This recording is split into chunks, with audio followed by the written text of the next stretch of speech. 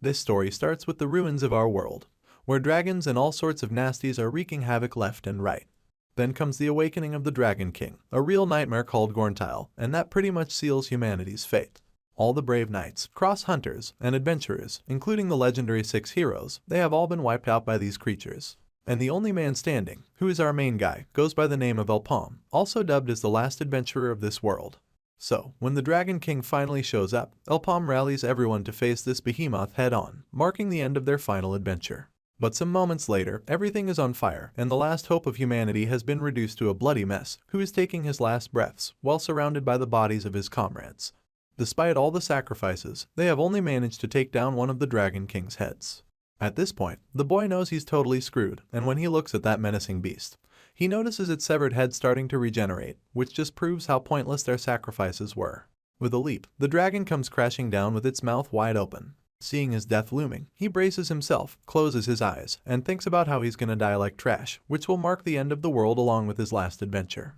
Frustrated, he punches the ground to blow off some steam, his head swirling with anger. He remembers his friends, Philip, Jadon, and sweet Alexis, who died helping him survive, and seeing their haunting images surface in his mind just boils his brain over. So, he decides to defy his fate, and to do so, he stands up with determined eyes, raises his hand toward the monster, and conjures up an arrow made out of fire. But he soon hits his limit, which leaves him coughing up blood, while the dragon in the sky prepares to unleash a power beam from its mouth. Once that beast lets out its deafening roar, our hero's just standing there, cursing his sorry existence, wishing if only he had just one fucking chance to set things right. And with those final thoughts, a bucket of water splashes over him, waking him up all over again. When he finally comes back to his senses, we find him locked up in some place which resembles a dingy back alley gutter. The guy who splashed that bucket of water at him just sneers cockily, while calling our hero a slave. On the other hand, Elpom's mind is doing backflips trying to process the fact that he's actually still breathing. And once he starts taking curious looks around, he overhears some people chatting about how these new slaves are perfect for long-distance dungeon work. And as he eavesdrops a bit more, the realization hits him like a thunderbolt out of blue that he's smack dab in the middle of a slave market. This bombshell rocks him to the core. His face has started to get pale, gasping for air. I mean, the last time he checked, slavery was ancient history, and this smug-faced merchant is the same guy who used to boss him around 6 years back. His last remaining doubts completely diminishes when the merchant before him prepares to punch our hero, and once he has had that blow, he's pretty sure that he's brought back to the starting point of all stories. He cannot even write it off as a dream because it is just too real, and there is no other explanation for his predicament. When the merchant brings some clients and showcases our hero, the adventurer immediately makes up his mind to buy our boy, marking the beginning of a new chapter in Elpom's life.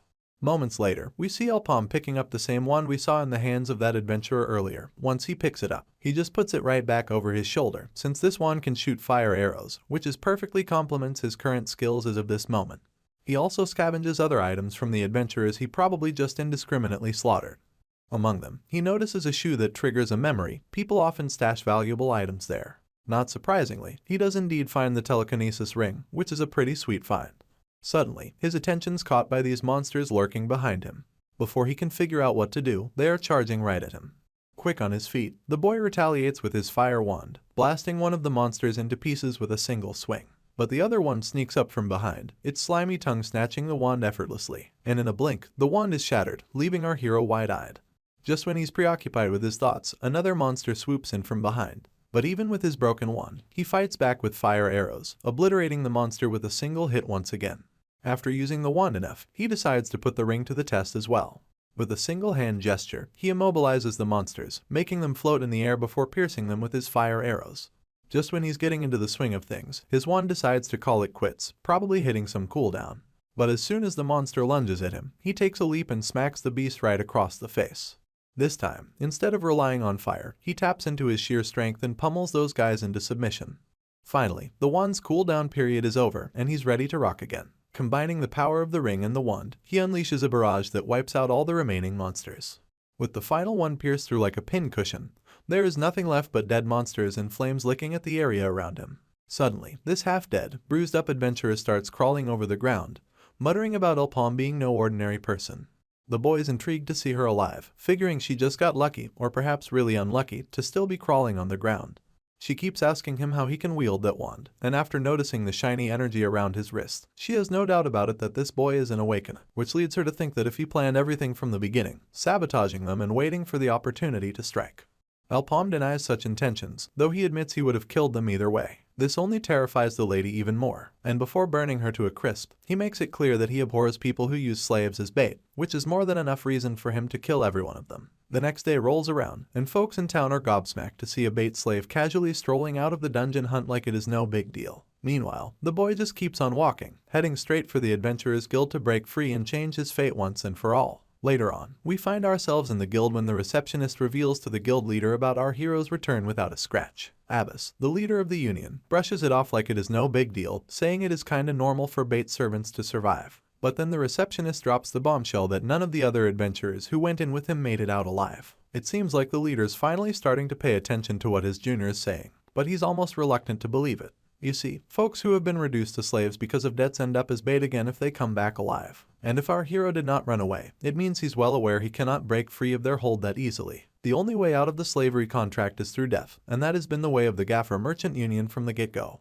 Basically, the leader cannot understand why he's being bothered with such trivial matters, since they go against their rules of union. But the junior, with a heavy tone, drops another bombshell that the slave has unlocked his first circle of power. The leader is shocked, because it is unheard of for a bait slave to unlock their first circle. And to make matters worse, the slave has requested a change in his contract. That is when the eye patch finally realizes this slave is probably aiming to register as an adventurer. Just as the leader decides to dismiss our hero's request, the receptionist adds that Mr. Racken is the one who ordered the matter to be resolved. Hearing that name, the leader jumps out of his seat in utter shock. He finds it incredibly frustrating that an executive of the Gaffer Merchant Union is taking an interest in a lowly slave. Clearly, there is more to this situation that has caught the executive's attention. Let us hope we soon find out what it is. After dropping these bombshells, the junior leaves the scene, leaving the leader mulling over the implications surrounding our hero. They may say that under the Queen's rule, the status of a slave should not exist, but that is just empty talk. People have always been slaves to miso, which is the currency of this world.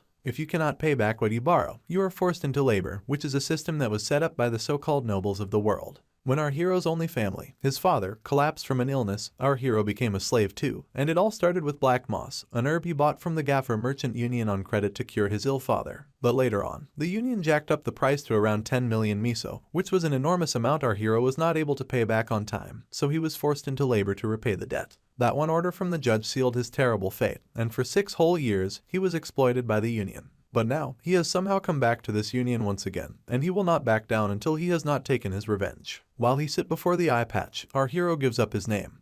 While we also learn that this guy is apparently the left-hand man of Racken, who as we already know is the executive of the union. Despite his reluctance, Abbas is forced to modify our hero's contract. But he does not play fair, letting Alpom know he will be changed into an F-rank adventurer. Alpom's thrilled to see this jerk accept the contract change so easily. He seals the deal with a final thank you but also expresses his desire to be ranked E instead, not wanting to play into Abbas's hands. Of course, Abbas does not get why this boy is making demands since he did not have a rank to begin with. Despite all of the eye patch's protests, the boy makes it clear that he's got first-hand experience as bait for the past 3 years. He reminds Abbas how the first adventurer made a name for himself by surviving each time. I guess it is hard to deny the truth, and Abbas has no choice but to acknowledge it. But he still points out that our hero has only ever tackled low-ranking dungeons. So, they are not just gonna hand him a contract to roam around recklessly without getting their money back what our hero owes. He tells Alpom to prove himself by diving into one of the dungeons where only 5 party members can enter. And with a sinister smile, he tries to spook our hero by mentioning that the bones of at least 12 parties are already buried there. Not surprisingly, the boy immediately agrees to take the challenge. And with that settled, Abbas hands over the contract paper while still wearing the devilish grin of his. The next day swings by, and Alpom meets his other 4 party members. There is this guy named Jack, who is gonna tank for us. The other 3 are his buddies, and Jack is quick to mention they could not care less about our hero's terrible past or about his being a bait slave. Not gonna lie, the way this guy is saying this just makes him even more suspicious among the bunch, and I will not be surprised if he pulls a fast one on our hero. Regardless, Alpom nods in acknowledgement, eagerly looking forward to working with the party. Then, this dude with tan skin, Alex, asks Alpom if he's packing fire elements. Our boy confirms, to which Alex throws some shade, saying he's heard mages cannot use magic outside their born element, and neither can they use magic items unrelated to their attribute. In any case, Jack cuts the conversation short, mentioning their first priority is to snag all the items from the dungeon because the union appears to be paying 3,000 miso for each item. But Alex starts complaining about how the association is trying to buy dirt cheap from them just to sell those items to first circle adventurers for double the price. I feel like these two are quite energetic, as you can see them talking over and over seemingly on trivial matters. Anyway, they finally venture inside the gloomy place, and once they reach the heart of it, the leader decides to set up camp since there is a high chance of a long battle in this dense forest. As for their resting spot, they decide to set up camp in the tree branches for a better vantage point. Once it is settled, the rest of the party gets to work, and a few moments later, their base is ready. After that, Jack splits them into two groups, he and our hero in one, and the rest in the other. Before heading out, he tells everyone to be cautious and to signal if anything happens so they can rush back to the base. After walking for a bit, Blondie gets seriously spooked, realizing they have not come across a single monster or item. He decides it is best to head back to the base and explore more tomorrow. He turns to our hero and asks if he's enjoying his first real adventure so far. Alpom says he's a little nervous, and Blondie reassures him that it is totally normal, as he's always feeling nervous while exploring new places too. This chatterbox keeps rambling about how he's got the courage to walk through these gloomy dungeons, while he feels sorry for someone like our hero, who is nothing more than a bait slave. But when Blondie does not hear a peep from our hero, he turns around to find the boy staring at the ground. Seeing his silence, Alex quickly assures him he's not trying to look down on him. Meanwhile, our hero's mind seems preoccupied by this little hole in the ground, and I have got a hunch Alpom probably has stumbled onto something big which the Blondie is clearly missing out. Once night falls and they return, it seems the second group did not find squat on their stroll either. But for now, their leader tells them to focus on eating and catching some sleep. So, the boy gulps down his last remaining booze, and everyone finally hits the bed later in the night, or so we thought, until we see these guys wide awake, asking our hero if he's awake. Seeing our boy deep in dreamland, these two clowns go nuts, thinking he's out cold just as they have expected. After all, they slip some sleep potion into Alpom's drink to knock him out and swipe his wand because apparently, that thing's worth a fortune. Without skipping a beat, Blondie lunges with his dagger while his face all twisted up. But when he goes to stab, he finds out it is just a tree trunk under the blanket. Well, Blondie's gobsmacked, and before he can turn around, he's hit with a huge blast of fire, courtesy of our hero chilling up on a nearby tree branch. After hastily pulling themselves together, Jack orders his friends to salvage the food and supplies before everything gets caught in the fire. But it seems they have got a bigger threat to deal with before they can even think about supplies, because looming before them is this colossal monster with its golden body. When Blondie lays eyes on the terrifying sight, he's convinced Alpom tricked them and used them as bait. Without wasting a moment, the monster opens its massive mouth, while the scumbags scramble to flee before they become monster snacks. And as the scene zooms out, we see just how colossal the monster is, making those little guys look like ants. And there is our hero, chilling on the tree branch, watching the whole thing go down from a safe distance. You see, our boy would have gone easy on these guys if they would tricked him without showing any kindness. He knew from the get-go that these fellas would not have a slave like him in their party, especially considering even veteran adventurers failed to clear this dungeon. Although our hero had already clocked that this monster is the boss when they were on their scout mission, he had not expected it to be that colossal. Anyway, looks like this group of scumbags is about to get devoured, as the monster is hot on their heels. Seeing the sheer size and speed of this beast, Alpom is pretty sure it is the notorious gold slime, something you do not normally see in the maple world. It is a rare boss monster that only pops out of red gates. And what earns this monster its fame is its acidic body, capable of dissolving anything that gets too close to it. What is worse, the beast can shoot acid arrows made of its acidic fluid, spelling big trouble for this terrified crew as they try their darndest to outrun the sucker. Once the beast starts chasing them again, they spot the core of the monster, and it looks like it is on cooldown before it can bombard them again with those acidic bullets. Seeing his chance, the tan guy dives at the monster, thinking it is an easy takedown with its cooldown on.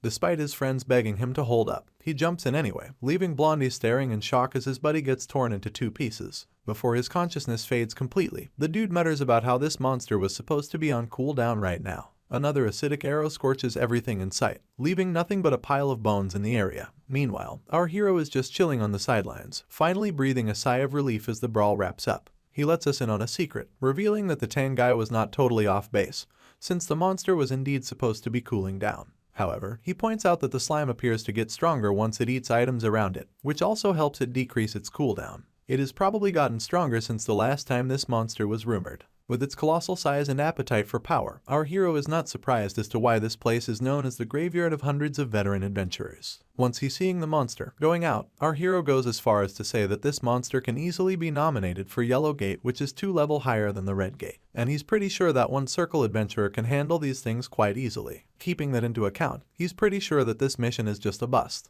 But when he thinks about that jerk who issued the challenge, he just chuckles, and the next thing we see is this slime sensing something fishy going on around him. But before it can figure out what's about to go down, my guy just blasts the slime right in the face. Thanks to the hit, bits of that monster scatter across the ground, sizzling through the solid floor as they land. But one fire arrow is not cutting it against this tough cookie, because this monster is probably packing some magical resistance to attacks. But my man is not sweating it. He's just itching to blast this jerk a million times if he has to, just to reach its core, and there is no way he's backing down after being challenged by the guild's co-leader. He's gonna see this through, and there is no doubt about it. As the slime starts hurling its slimy powers at him, my guy just jumps out of harm's way like it is second nature. Each time the slime strikes back, he dodges it smoothly. But despite all this fancy footwork, Elpom just cannot seem to land a solid hit. If he wants to take down this monster, he's gonna have to stab that sucker in the exact same spot a bunch of times. At this point, you might think that the way this slime is attacking, our hero's chances of winning are slim to none. But let us not forget, Elpom was a magician extraordinaire in his past life, and even held the title of being the best telekinetic. So, once he sidesteps those slimy attacks, he readies his fiery arrow, and lands a solid hit on the monster right where it is gonna hurt the most. With that one down, he's got 4 more to go before reaching the core. So, he dodges those slimy attacks once again, and lands yet another hit. After dodging with his telekinetic powers once more, he lands another blow. This time, it is only 2 more hits to go. And soon after, he lands yet another blow, leaving the center core totally exposed. Right on cue, the boy lunges at the shiny ball immediately to smash it down. With that final direct hit, he marks the 5th attack in a row. Well, it seems like our hero's not out of the woods just yet, because that giant acidic hand is still coming down his way, ready to squash him like a bug. Almost instantly, the boy uses his telekinetic powers once more to outmaneuver the monster, narrowly dodging the incoming attack. Once he's safely back on the ground, he wastes no time, and readies his wand to unleash another fiery arrow. But the monster is not about to take it lying down, and it brings its hand up to shield itself from the direct hit. Looks like my man has already figured out everything, and with a flick of his wrist, he changes the trajectory of his fiery arrow using his telekinetic powers once more, blasting the monster's head, which finally destroys the core. With the core out of the picture, the monster's body swells up like a balloon, and in the next moment, it explodes into a fiery mess, marking the end of our hero's epic battle. With the battle wrapped up, a new problem presents itself as the acid from the monster's explosion spreads out like a wildfire. But Elpom does not waste a second before using his telekinetic powers to dodge the acid's deadly reach. With a quick maneuver, he grabs onto a nearby tree branch with his rope and swings himself up, perching safely above the chaos. From his high vantage point, he watches as the acid eats away at everything below, leaving destruction in its wake. It is a close call, but our hero's quick thinking saves the day once again. As the acid finally dissipates, he finally lands back on the ground, knowing he's dodged yet another bullet. After a quick scan of the area, he spots the loot the monster had dropped, and snatches it up right away. With the loot in hand, he starts absorbing its magical power, and in the blink of an eye, the ball disappears into thin air, leaving behind those weird red ripples of power. After his epic journey, he finally faces Abyss once again. And let me tell you, the man does not exactly look thrilled to see our boy strolling back from that dungeon. But hey, he's got to give credit where it is due. Our hero is not just all talk after all. Still, Abyss wants some answers, so asks why our boy came back alone once again, and where are the folks he was supposed to be rolling with. To this query, Elpom nonchalantly explains that his dungeon crew were a bunch of no-good newbies, who were just trying to swipe his loot. So he left them to their own devices, and not surprisingly, they ran into the boss monster and got themselves wiped out.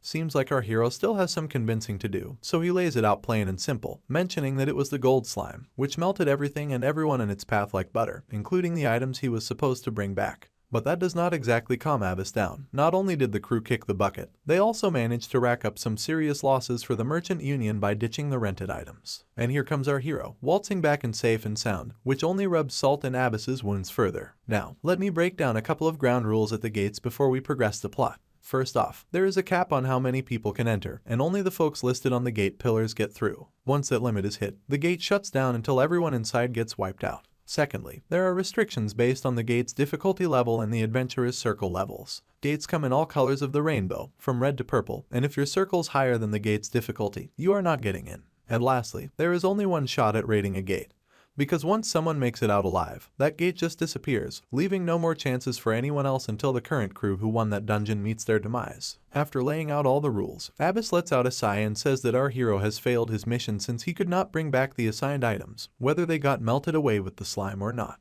But hold on, it appears Elpom has something to show before Abyss jumps to a wrong conclusion. With a smirk, he rolls up his sleeves and proudly displays the 2 circles on his hand. As you can imagine, the boy already had chowed down on that slime, sealing the deal for a default victory. Once our hero shows off his second circle, nabbed right after gobbling up that slime, Abyss is totally blown away when he realizes Alpom actually absorbed the mana core of that slime. With all the proof laid out, my guy confidently reminds Abyss to keep his promise and grant him an E rank. But wait, the merchant surprises our boy by saying he will bump him up to a D rank. Scratch that. If the boy agrees to team up with this wild man, he will get treated like a C rank adventurer. So, without missing a beat, the boy signs the contract because apparently, giving someone a C rank who is not even a third circle could be considered an overly generous gesture, since adventurer ranks are heavily influenced by circles. You can pause the video to see this ranking pyramid. Since circles signify power, the difference is clearly evident in our hero's case, but the merchant is not worried, since he knows our nut job hero has more potential than it seems. He is so excited that even Alpom cannot help but feel creeped out to see this overly happy and impatient face of this man. And why is he so antsy, you ask? Well, it is all because of the Red Rank's first 100 members Gate Raid Awakening, a major event that all the bigwigs in Lithport, including the Gapahar Merchant Union, have been eagerly awaiting. So, naturally, they are in a rush to scoop up some talented folks. Alpom's not complaining either, since he sees it as a chance to move his plans forward. After scribbling his name on the contract, he turns to Abyss, casually mentioning that he has got a little favor to ask. And Abyss, ever the accommodating fellow, or perhaps greedy, eagerly assures our hero that he can ask for anything without hesitation. Keeping that in mind, the boy raises his hand and requests for slew of money. Well, despite his previous declaration, the merchant does not seem too pleased to hear this unusual request. But reluctant as he may be, he does not have any option other than to bite the bullet. The scene shifts to a monologue where there is this famous saying in our world that Gate started the whole adventurer craze, but it is also believed that it was all set up by that black magician. Loads of adventurers bit the dust in those gates, which snuffed out world's future potential. And on the final day, when all those monsters lurking around made their move back through the gates, humanity brutally got defeated by them. And exactly 3 years from now, the world is going to facing a fate that is not all that distant from before. The scene cuts back to the bearded merchant casually puffing on his cigar as he watches our confident hero stroll along. Even though the money he got is not nearly enough, he figures he will make ends meet. His main focus is getting into the 100-member gate, ranked as red level, which only allows people with at least 2 circles to enter. Usually, the Gapahar Merchant Union only selects high-circled adventurers because they are aiming for that gate, but investing in a second circle like him seemed to be a part of their plan. On the flip side, he is scratching his head over how to spend that puny sum of money he snagged from the merchant. Because let's face it, the stuff which is right for his level would burn a hole in his pocket. But it appears my man is no newbie when it comes to stretching a dollar, as he has already got a game plan to make sure every buck he has got is worth its weight in gold. And not surprisingly, he is right back at the slave market. As soon as he enters, a merchant jumps right in front of our hero, pitching his business deals. But the boy just takes a look around, seeing other merchants trying to sell their wares. After scoping things out, he mentions he is looking for someone he already knows, so he tells the salesman to lead the way. At first, the guy is totally thrown off by this request, but he still ends up taking our hero to the punishment ward. And as the name suggests, it is where they punish slaves who do not listen to orders. As they reach the cell containing Alpom's trophy, the merchant reluctantly nods toward it. At first glance, the slave looks heavily chained up like a monster, making the merchant nervously gulp down his spit while shooting a questioning look at our hero, asking if he's sure about this one. But the boy simply nods in agreement, mentioning that this is the one he's apparently been searching for. But before we dive deeper into the plot, let us take a moment for a lore dump. Before our heroes return to this time, there was an incident involving the death of a person that hastened the end of the world. That person was the polearm hero known as Aaron, and her demise was at the hands of Arna's first and last student, the one who set off the beginning of the end, known as the hero killer, who goes by the name Debo. And apparently, the person before our eyes is none other than this infamous figure. The slave then asks our hero if he's here to meet him, but since he doesn't recognize Alpom, he tells him to just get the hell away, while his voice is laced with anger. Seeing this, the merchant immediately starts apologizing on behalf of their impudent servant, claiming he's mentally ill. Alpom can see the man's rudeness, but he doesn't care about his personality or have any interest in it, since he's solely here for the dude's skills. You see, alongside our hero, he's one of the few who gained attention once humanity's doomsday started. They're often compared, hailing from the same region, awakening around the same time, and possessing similar skills. Once the cocky guy struts out of the cell, the boy asks him straight up about how much he costs. The cocky dude just sneers again, and with this big old grin, he mentions it'll set him back 1 million miso. Alpom can totally see why this dude's asking for so much money. As it turns out, he has got a little sister with the black blood disease, which probably explains his massive debt. Anyway, Mr. Cocky demands the money again, basically saying if the boy can't pony up, he can hit the road. Once Elpom hears this, he starts digging through his bag and pulls out a fat stack of 1 million miso. Of course, this leaves both the merchant and the slave utterly bewildered, and the slave even goes as far as to say that this money must be fake. But once he realizes that those green notes are the real deal, he goes silent. That's when the boy tells him to listen carefully to what he is about to tell and promptly offers him a contract. The terms are 1 year, with profits from raiding dungeons split 70-30, and the boy gets first pick of any items that drop from the gate. Hearing this, the merchant is blown away to see that our hero is making a contract as a party member instead of as a slave.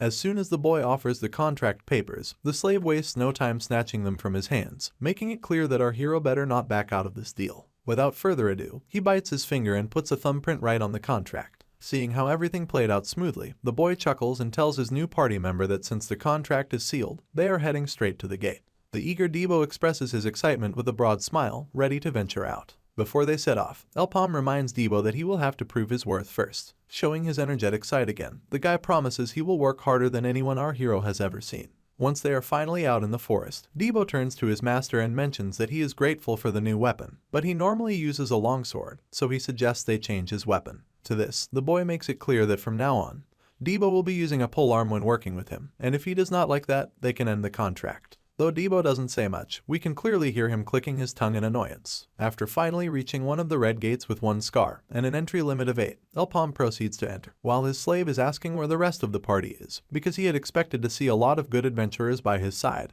considering his master is supposedly rich. The boy just gives him an unsatisfied glare, probably telling him to shut his trap and keep following. It does not take the slave to take notice that they are entering the place with just the 2 of them. But then, he immediately lets out a sigh of relief when Elpom mentions that they already have enough members in their party, so there is no need for more. But when he asks where the other party members he speaks of, our hero just points his finger toward Debo, and this gesture alone leaves him momentarily speechless, and once his mind actually grasps what his master just said, he jumps in shock. Before he can overreact further, our hero just kicks him on the butt and sends him through the portal to the other side of the gate. Once they finally land on the other side, the gate closes behind them. Debo's nerves are thoroughly rattled at this point. He frustratingly asks Elpom what on earth he was thinking, coming here with just 2 people. And to add insult to injury, he does not even get to have the weapon of his choice. But the boy just keeps looking at him with those menacing killer eyes. Suddenly, a commotion erupts nearby. There, they see tree trunks charging at them at full throttle. It seems they have caught the attention of creatures known as stumps because of this dickhead's yelling. As he gears up to take down these monsters, my guy steps forward. With a fiery arrow, he effortlessly obliterates the monsters, his single shot zooming around the area, burning down every monster in its path. Not surprisingly, this display of sheer power leaves his servant absolutely astonished. After taking them down, the boy turns to Debo, basically telling him not to screw up again and he will not put up with any more mistakes. After seeing this unfamiliar side of our hero, the only thing running through Debo's mind is who the heck this dude is. The next scene transitions to a moonlit night, where we see a woman reporting to her master that the merchants took the bait. Honestly, I am scratching my head. What kind of bait is she talking about? She adds they are still figuring out the timing for the plan, but they have already picked the people they are sending. So she asks her master if she has the green light to proceed. To which, this fine wine guy gives the thumbs up. With that, the lady turns into black mist and vanishes. Meanwhile, the man raises his glass of wine to the sky, saying he will follow that certain someone's orders to the letter. It is all about freeing our world. By the way, it is also known as the Maple World, so we will be calling that instead. Also, it looks like this is the executive of that union our hero is working with, and this man known as Sir Rakan. Back to the Red Gate, where once the monsters are down, the slave picks up all the mana stones, which amounts to 20 in total, and once the area is clear, they decide to walk forward. After walking for a while under this scorching heat, Debo has finally realized that this dude is actually no ordinary Joe. His use of telekinesis power and fire arrow skills are just something he has never seen before. But this only puts a broad smile on his face. Now he will be able to make a lot of money by being with someone formidable. Not to mention, the reward will be split 70-30. When they find yet another group of stumps, the slave's eyes light up with joy at the sight, as his mind practically starts counting all the money he is going to acquire. While hiding behind the cliff, Debo counts all of those monsters and mentions that there are around 8 or 9 of them. To this, the boy cryptically says that this is a perfect number. Of course, this remark goes right over Debo's head, as he has no clue what the heck this perfect number is all about. Instead of giving the curious dude a straight answer, Elpom just gives him the silent treatment. In the next moment, we see a little rock thrown to divert the monster's attention away. Right on cue, the slave jumps out from hiding and turns that poor wooden stump into mere firewood. Seeing this, the other monsters start marching forward toward the boy, who is literally cursing our hero for putting him into the battlefield against these creatures with a weapon he has never even used in his life. Looks like he has no choice but to fight off these creatures. While he fights, our boy watches from the sidelines, clearly seeing the sloppy moves he is pulling off since he has only ever used a sword until this point. However, Elpom did not just assign him some random weapon. According to his past life info, this weapon is supposed to make him even more powerful. And the fact that the sole person chosen by the polearm hero, Aaron, as her student was this guy, who was bestowed with this weapon by her. And it appears that Debo is also getting the hang of this giant axe. He is just slashing down the monsters comfortably with its big range and solid power. If he stops stressing out, it apparently feels lighter, and once he holds it more gently, he just slashes down those monsters like it is no big deal. Seeing him fighting like this really impresses our hero, as he has got the hang of it pretty quickly, even though he has not even awakened a circle yet but is already this good. Suddenly, the ground starts to shake horribly, and almost instantly, out pops this gigantic monster, who tries to attack the slave right after he came out of the ground, and shatters the land beneath their feet in a single blow. As the scene zooms out, we see this is actually a gigantic stump trying to attack. But our hero jumps in, grabs Debo, and flings him out of the battlefield. The guy takes his stance with his wand crackling with fiery power and shoots a fiery arrow. This puts a smile on Debo's face as he thinks magic can actually harm this creature. Well, turns out he's wrong, because the attack is immediately blocked by the tree trunk. But our hero just shoots another arrow, and this time he uses his telekinetic abilities to control its direction. When the arrow gets behind the tree trunk, the creature blocks this attack too with the same quick reflexes. By now, even our boy is totally shocked to see this, while the monster just laughs like a Halloween pumpkin, attacking the duo who are desperately trying to run away to avoid being hit. After observing long enough, Elpom realizes that his attacks will definitely take effect on this beast once he lands a solid hit. After all, the behemoth would not have bothered blocking them if it were immune to the attacks. The main problem lies in the menacing branches hovering above them, smashing the ground with fierce speed, and avoiding them has become nearly impossible. So, our hero uses his telekinetic powers once again, picking up a giant boulder from the shattered ground and flinging it through the air. Once they are finally out of harm's way and back on solid ground, they catch their breath, realizing they have narrowly escaped with their lives. But their relief is short-lived as they find themselves surrounded by those pesky little stumps once again. Without hesitation, the boy dashes towards the behemoth, while assigning Debo to deal with the smaller critters. Even though Debo tries to stop him, the boy simply dashes off towards the monster with his trusty fire arrows, leaving the slave totally bewildered by his boldness. But my man is not just charging recklessly, he apparently has a plan in mind. Once he gets near the monster, he distracts the creature by flashing a giant blast, then immediately attacks with the fire arrow again. This time, it finally cuts through the tree trunk's thick skull, which comes as a great surprise to Debo. Elpom prepares for another round, and shoots yet another fiery arrow. Once the creature tries to block the attack from the front, he is surprised by this unexpected second arrow, which cuts one of the thick roots clearly. It turns out our boy is now at the second circle, allowing him to conjure magic twice in a row. He is apparently hiding one arrow right behind another, giving them a shot to strike with a sneaky attack, and this technique is actually working pretty well. As the boy is busy smashing that giant jerk down, there appear to be these trunks rushing towards our hero from behind. But my guy just smashes down those jerks as well with his fiery powers, while throwing shade at Debo's power, asking if he cannot even handle these little ones properly. Seeing our hero distracted, this sneaky tree immediately crashes down its giant roots, but Elpom just zips out of harm's way like a ninja on copium. Even then, there appears to be another strike coming from the other direction, and just as it is about to hit our hero, Debo swoops in and takes a leap into the air, immediately slashing down one of the tentacles which was about to crush all of the 206 bones our hero had. After finally saving his master from the brink of death, the servant demands that our boy take back the negative words he uttered earlier. With a sneaky smirk on our hero's face, he retracts his criticisms of Debo. With fire-crackling arrows at the ready, he immediately launches them, giving the overgrown monster a taste of some fiery justice. As one of the limbs falls, Elpom strikes for another one, while the servant charges at the behemoth. Together, they take down the other arm as well. But when the monster goes berserk and attacks from both sides, our hero decides to take the right, assigning the left side to his servant. Working simultaneously, they take down both limbs of the monster once again. After that, they take another leap towards the monster, and Debo slashes down a bunch of those overgrown tentacles with his giant axe at such a speed you would not believe. But after all that playing around, the poor guy gets struck by the monster from behind. As he starts falling into the giant tree trunk's mouth, Elpom immediately rescues his companion using his telekinesis. Even then, the monster retaliates and shatters the boulder Debo has been riding to escape danger. Immediately, our hero starts hovering solid chunks of ground once again, giving Debo a perfect way to descend without falling.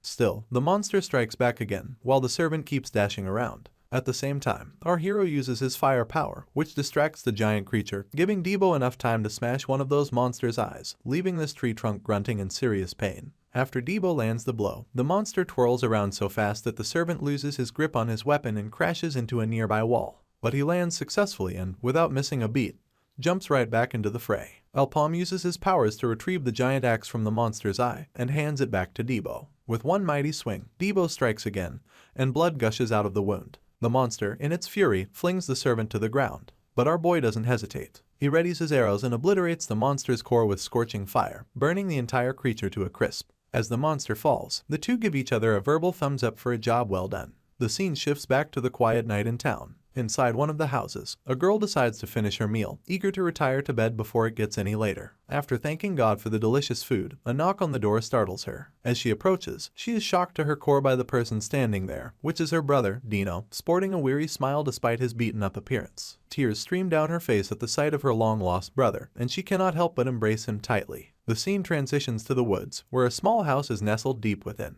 Inside, we see our hero, and it becomes evident that this is his home. The figure lying motionless on the bed is likely his father. With a sad expression in his eyes, he gazes at his father before silently leaving the room. Before departing, he sets everything ablaze, walking out as the flames consume the memories of his past. The next scene brings us to the Union, where Abbas is sitting in his office, deep in thought. He has got a lot on his plate, especially with the 100-man gate looming ahead. But since Sir Rakan is taking charge this time around, and if Abbas drops the ball, he is going to be a really big disappointment for Sir Rakan, since all 10 major merchant unions will be gunning on clearing this gate this time around. You see, when it comes to the 100-man gate, the stakes are sky high. We are talking epic or higher rewards, maybe even a legendary item if luck's on your side.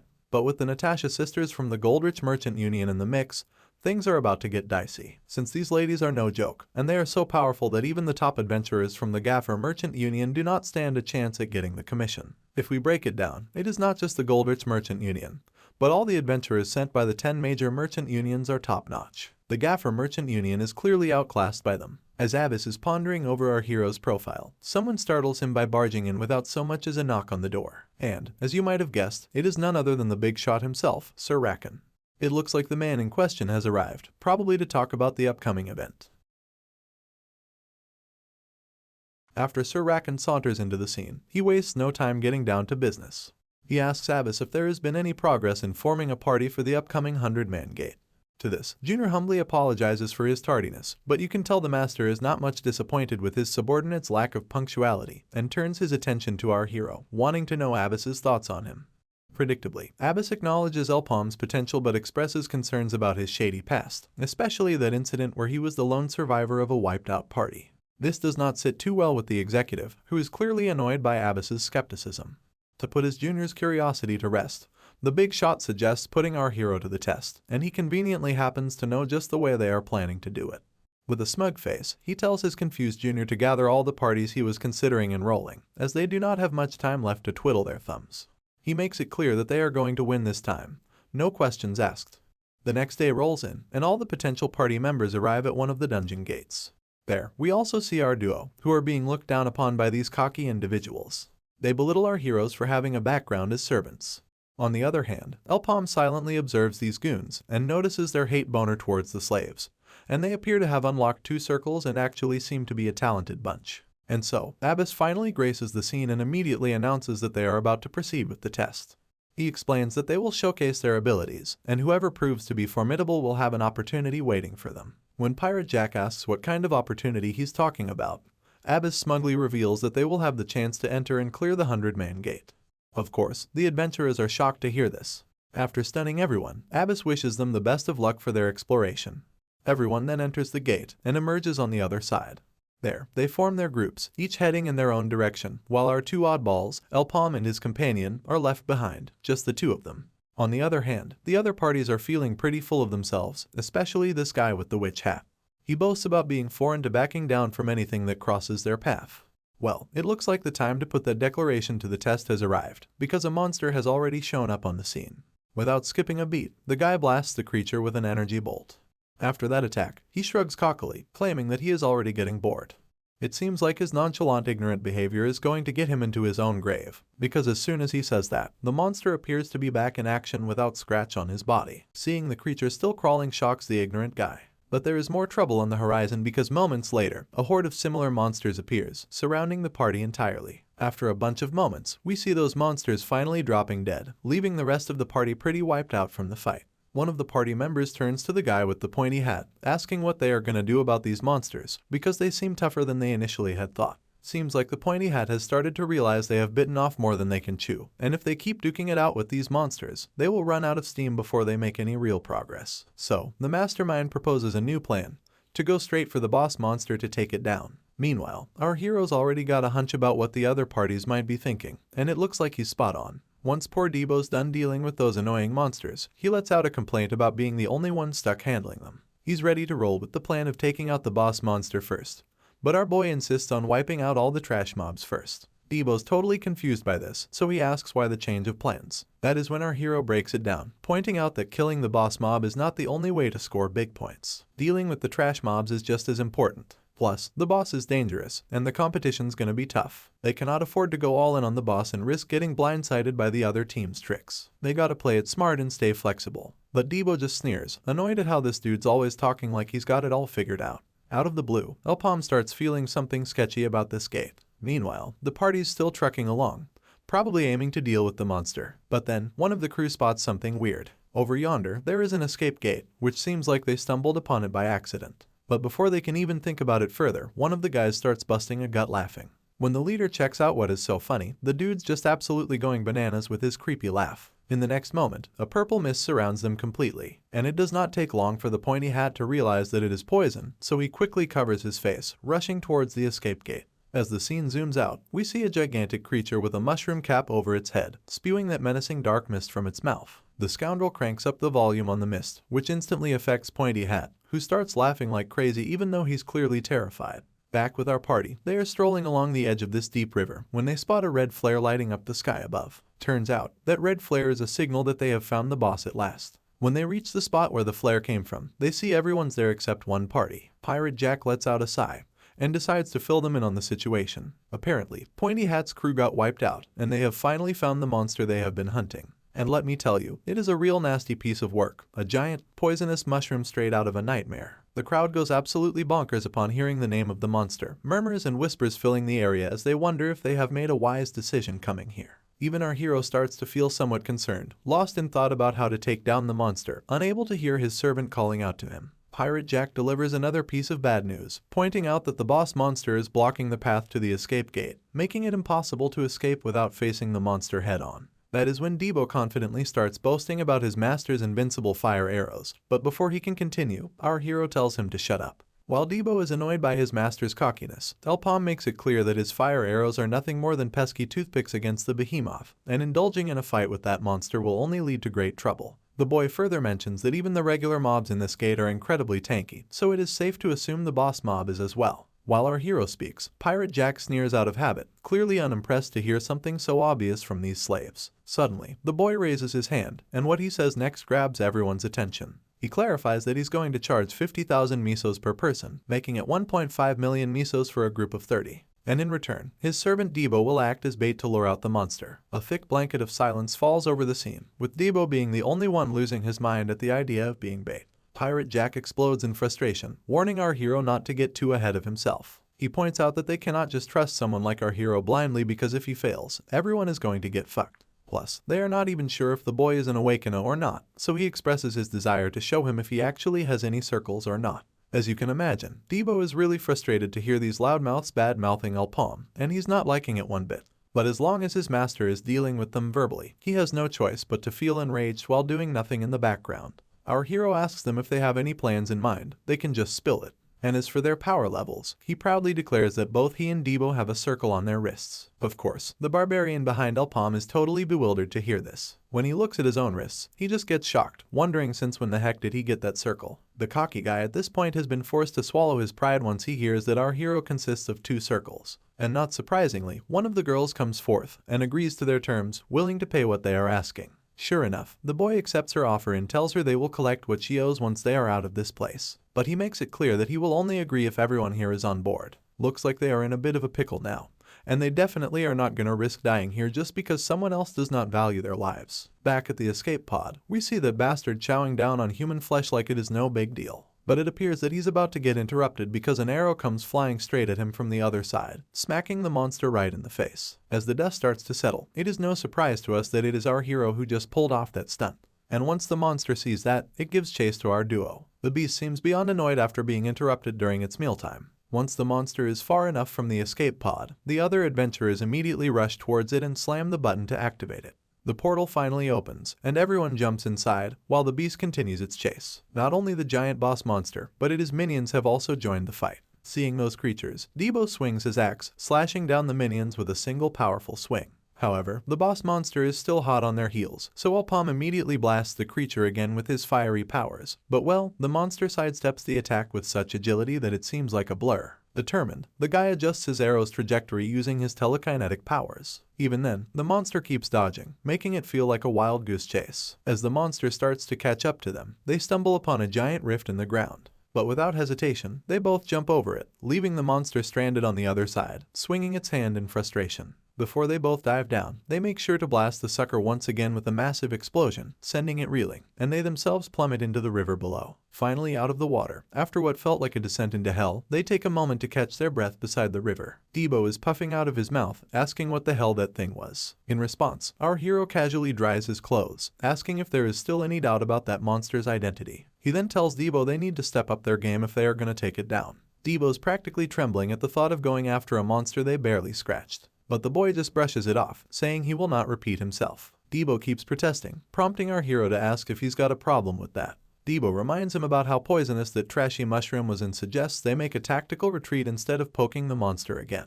He thinks they have played their role as bait and should be heading back. To which, our hero points out that the situation has changed now that the competition is gone, which is like a free meal, and they are even getting a bonus on top of that. Meanwhile, the adventurers have finally made their way out of that hell, and we can see one of the girls from the group gasping for air after that heart-pounding experience. Seeing the defeated adventurers there, Abbas turns to the girl out of curiosity, asking how the raid went after noticing the missing players. Gasping for air, the adventurer, with a shaky voice, says they only escaped because of Alpom and his slave. She adds that the boss of this gate is impossible to take out with just a few people. Hearing this, Abbas goes silent for a moment, his face twisting like he's just realized something. He asks the adventurer again if they all just ran away. Sure enough, the lady responds that fighting that poisonous mushroom is pretty much impossible. After hearing this, the boss twirls around and decides to go back to report the news. The lady tries to protest, mentioning that Alpom's party has yet to come out, indicating that he's still alive. Abbas makes it clear that even though they are currently alive, they surely will not last much longer. With that in mind, he walks away, realizing that defeating that poisonous mushroom is impossible for someone at 2 circles, so taking that monster head-on was futile from the beginning.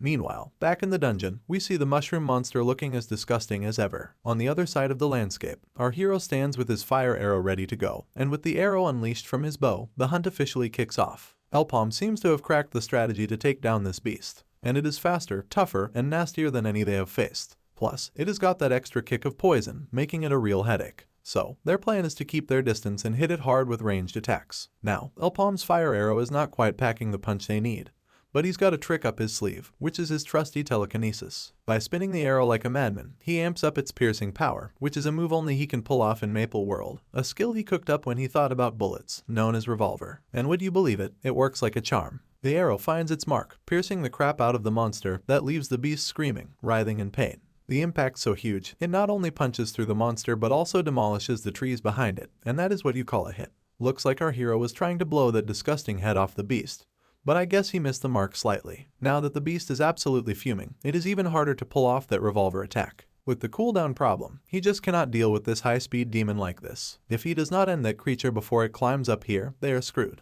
As the monster marches down, we also catch a glimpse of Debo lurking behind a tree trunk. The monster seems ferocious with its multiple teeth and all, but as soon as Alpom gives the signal, Debo tightens his grip on the rope and stretches it hard enough to leave the monster hitting the rope and tumbling down due to the high velocity. Once the monster takes a dip into the muddy water, it tries to stand up again. We can also see our hero still perched above the hill, waiting for the best time to strike back. On the other hand, the monster is getting even more frustrated. But before it can do anything, that shiny axe engulfed in fire comes flying its way. It slashes down the monster right over its eyes, and then just like that, Debo retracts his weapon. Once the monster is all battered and its poisonous holes are sealed shut, Debo throws down the gauntlet, daring the beast to come at him without a care in the world. Seems like they have at least nailed the first part of their mission, because apparently, the main goal this time was to lure the monster to the swamp area, since it is all about neutralizing the prey's strengths, and this move should nullify its deadliest weapon. While the monster is still stewing in frustration, Debo starts laying on the taunts, asking if it is feeling all clogged up now that its face holes are plugged. Without warning, Debo swings his giant weapon once more. He lets go the grip from that axe, and it comes crashing down on the monster. Despite the hit, the beast catches the axe barehanded. Well, Debo's not ready to call it quits just yet. He starts swinging his axe back and forth, and each hit makes that purple blood gush out like there is no tomorrow. You see, there is more to luring this monster here than just plugging up its poison exuding holes. This muddy swamp's like quicksand for speedy critters like this guy. It is the last place it wants to be. Right on cue, Alpom lets loose with his fiery arrow attack as well, which hits the mark and starts digging deep into the monster's guts. After that fiery onslaught, Debo squints through the haze, hoping to see the monster keel over, but no such luck, this bastard is far from dead. That is when Alpom hollers at his servant, telling him to aim for the core near the head. Without missing a beat, our boy swings his giant axe again. But the creature decided to surprise us by snatching the axe out of the air with its bare hands. Once he has the weapon in hand, he starts swinging it around, which leaves Debo taking a free ride who is tied to this weapon through the rope. As the monster readies for another attack, Alpom jumps in with his telekinetic powers, chucking a hefty log straight at the beast. But this critter's one tough cookie, and shakes off the giant log away and gets ready to retaliate.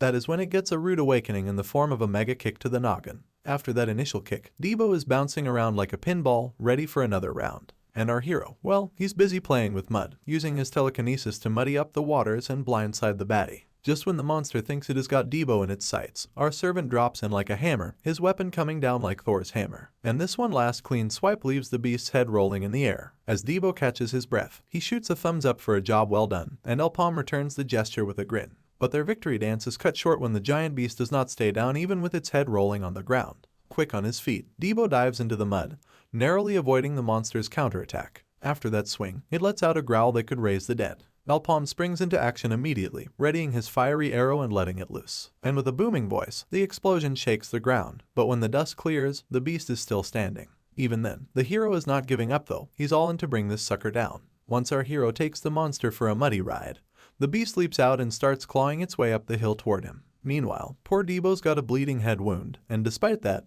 he's still swinging that fiery axe like a champ, slicing the monster in half like it is butter. The monster's leg side flops back into the muck, but Debo's grin fades when he sees the beast still crawling up like it is on a mission. To finish the job, Alpom charges up his fiery arrow, and the monster bats it away like it is nothing. As we get a closer look, we realize the monster's real ugly mug is in its chest, and for that, our hero gives a sarcastic thank you to the monster for the tip-off. It looks like that the last attack was just a distraction with this flare gun. This time, he aims straight for the chest, sending the beast crashing to the ground and finally putting an end to its shenanigans. Looks like it is not quite curtains yet. Even as the monster bites the dust, it unleashes a toxic gas explosion. Our hero acts fast, pulling Debo out of harm's way with his telekinetic mojo. Once they are back on solid ground, Debo asks if it is all over. Our hero gives a confident nod, verbally patting him on the back for a job well done. But before Alpom can further speak, the monster's back in the game. It seems its core is still active, and it is not done causing trouble yet. As it leaps into the air, it starts emitting a sinister purple mist, immediately affecting Debo, putting him on laughter overdrive. The next scene cuts to the guild, where the executive is having a hearty laugh, probably at the sight of his junior's terrified expression as he delivers bad news with a pinch of salt.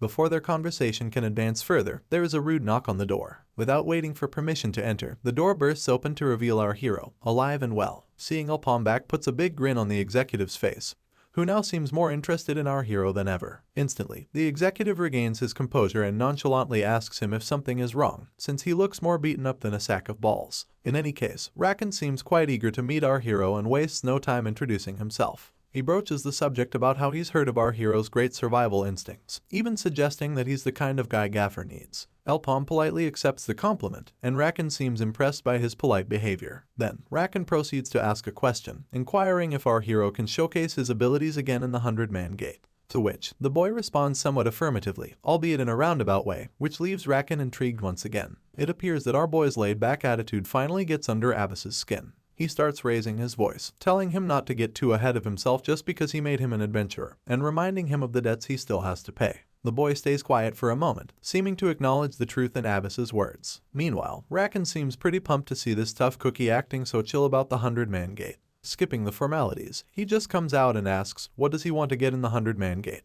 The next scene cuts to Debo, who nearly chokes himself to death upon hearing that the union will be paying them 5 million each, totaling 10 million for both of them. He urges our hero not to be greedy, believing that the offer will surely be declined since they are just newbies and their recent mission is the only notable thing they have done so far. Alpom nonchalantly brushes off Debo's concern, making it clear that he does not care either way if they refuse the offer. As they chat, a familiar face barges in, and as soon as Pirate Jack enters, he starts verbally jabbing at our duo. Infuriated, Debo stands up, demanding to know if this is how they plan to repay them for saving their sorry lives. Unexpectedly, both adventurers bow their heads in respect and apologize to both of them for doubting their abilities solely because of their slave backgrounds. Pirate Jack admits he's ashamed of himself as an adventurer and sincerely apologizes from the bottom of his heart. Afterwards, the guy hands over a stash of 1.5 million misos, mentioning that everyone pitched in a bit more as a thank you. Alpom immediately responds, stating that he does not need their thank you gift as he's more than satisfied with the amount they were paid for the job. He makes it clear that they should not mistake his actions as a gesture of kindness. This declaration leaves both of them startled, while poor Debo is infuriated that they are not keeping the bonus for themselves.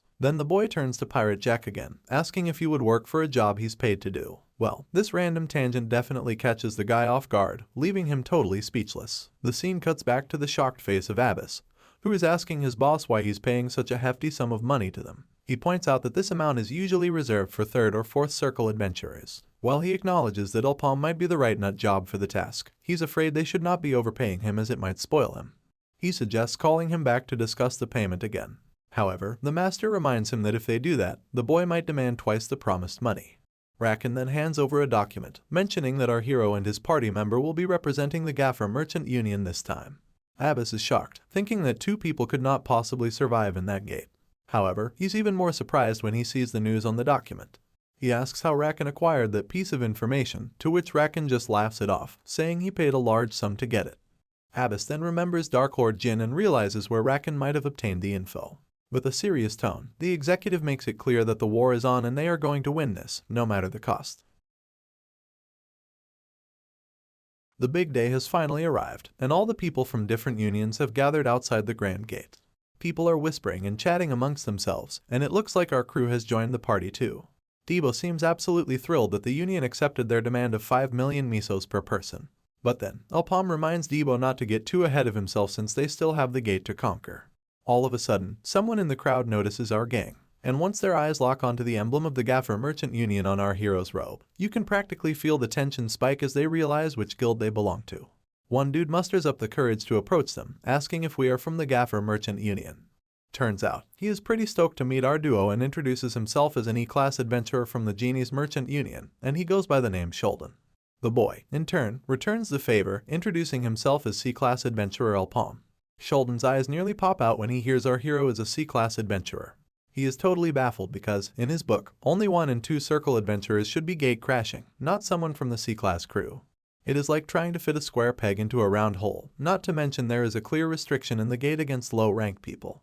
Before they can make heads or tails of it, though, a woman clad in armor strides onto the scene.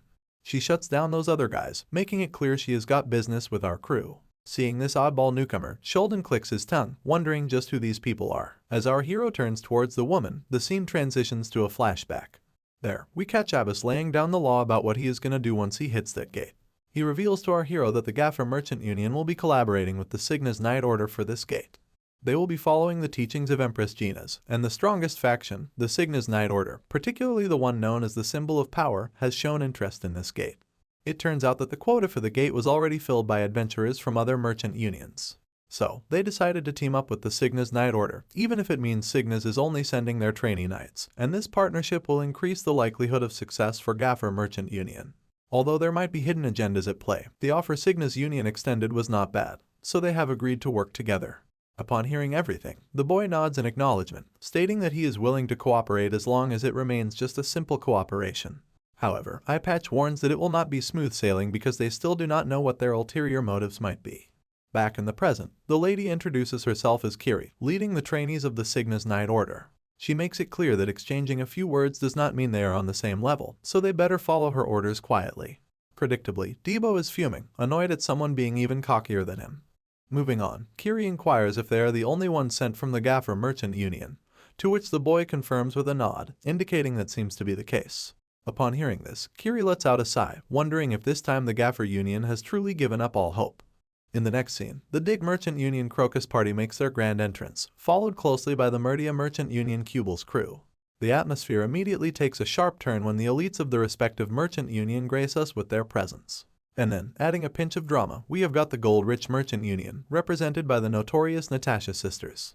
They are like the arch nemesis of our guild, and it is clear Kiri is not their biggest fan either. She throws around the term arrogant for them, though she is not exactly modest herself. With everyone assembled, a red-headed guy pipes up, revealing that he and his crew are the chosen guardians for this raid. He goes by Lonko, and they are here to offer support while everyone else storms the gate. He takes a moment to lay down some ground rules, reminding everyone that any legendary items snagged from the gate will not belong to the lucky finder. Instead, they will belong to their respective merchant unions, and adventurers will just get paid according to their union agreements. He also informs them that they are free to keep any mana stones they come across, but warns that anyone caught hoarding an item will have to face off against his party of B-class adventurers, who may look more like cosplay enthusiasts than real heroes, but are surprisingly formidable with the 5 circles embedded on their wrists. Debo feels a chill run down his spine at the sight of them. Anyway, with that announcement concluded, the instructor gives everyone the green light to enter. Our duo is then ordered by the Night Lady to follow her, as she is confident that they will be the ones doing the victory dance. Seems like Debo is not exactly thrilled about taking orders from her, especially with her arrogant swagger. But our hero's mind is elsewhere. He is finally inching closer to his main goal, a goal he has been working towards for ages. This gate is a whole new experience for him, one he never got to tackle in his previous life. But this time, he is feeling confident, and success here means everything to him, as it is the starting point for all his aspirations. With purpose, they step forward to jump into the portal. As they pop out on the other side, a whole new chapter kicks off. While everyone's following their leaders, Debo's jaw practically hits the floor at the sight of the towering grass. But before he can soak all this otherworldly scenery, Kiri just snaps him back to reality, reminding him they are not here for a nature walk. Once again, Debo is feeling thoroughly annoyed,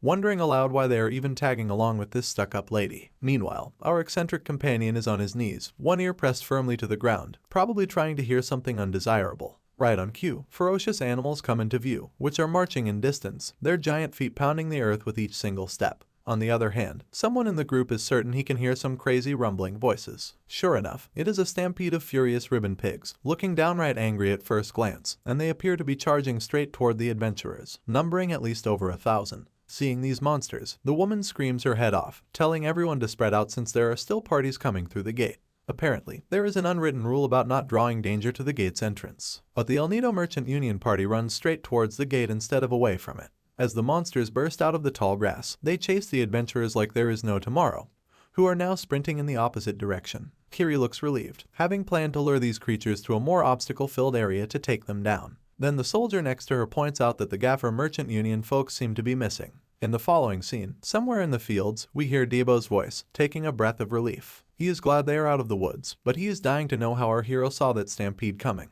In response, the boy explains that, based on his past experiences, plenty of herds roam plains like this, and ribbon pigs are one of them. These monsters, about 2 meters tall, are usually pretty chill but travel in groups that can range from hundreds to even thousands. They are tough but not impossible to hunt. So, the other Merchant Union folks should be able to handle them too. Still, they are probably just avoiding a fight to save their energy since they have no idea what other monsters might be waiting inside the gate. And there is no way they will not see other formidable monsters other than just ribbon pigs. He further shares to us that before he got sent back in time, the raid for the Sleepywood 100-man gate was a total disaster, with all the adventurers getting wiped out. As he is lost in these thoughts, Debo snaps him back to reality, asking casually what he is thinking so hard about. Seems like Debo's laid-back attitude is more hazardous than our hero's contemplation, because he accidentally triggers a booby trap, and suddenly, sharp logs come flying their way, aimed to skewer them. After they narrowly dodge the danger, Debo is completely shaken. He nearly had a mini heart attack when those things came out before him out of nowhere. Meanwhile, on the other side of the dungeon, a Baldy finds themselves facing the same threat of a massive log swinging their way. Yet, with surprising ease, the Baldy casually swings their sword and effortlessly slices the log in half as if it were just a minor inconvenience. Seeing these petty traps, the Baldy sees them as nothing more than a nuisance. Still, the leader warns him not to let his guard down for a second, because even though they have only encountered some small traps so far, they are deadly enough to wipe out everyone in an instant.